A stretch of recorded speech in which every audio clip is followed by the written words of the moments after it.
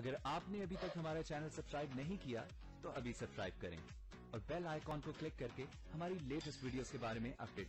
السلام علیکم، ہمارے چینل میں خوش آمدید۔ دل تنہا تنہا ڈرامے کا نیو پرومو آ چکا ہے، جس میں عدیل میرا اور اسفند کو اکٹھے نہیں دیکھ سکتا تھا۔ اس کو مزید غصہ چڑھتا تھا، لیکن اسے یہ سمجھ نہیں آ رہا ہوتا تھا کہ وہ اپنا غصہ کس چیز پہ نکال لے۔ تو طوبا اسے فون کر کے بتاتی ہے کہ وہ ماں بننے والی ہے۔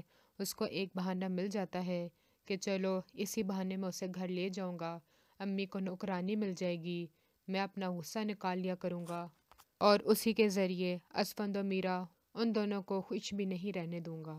وہ جب اس کو واپس لے کر آتا ہے، اس کی ماں تو خوش نہیں ہوتی، لیکن جب اپنا پورا پلان بتاتا ہے تو وہ دونوں تو خوشی سے زمین پہ ہی نہیں ٹک رہے ہوتے۔ عدیل ڈبل گیم کرنے کی کوشش کر رہا ہوتا ہے کہ ادھر وہ طوبا کو چھوڑے اور ادھر اسفند میرا کو چھوڑے، اور بعد میں وہ میرا پہ ترس کھا کے کہ وہ طلاق یافتہ ہے اس سے شادی کر لے۔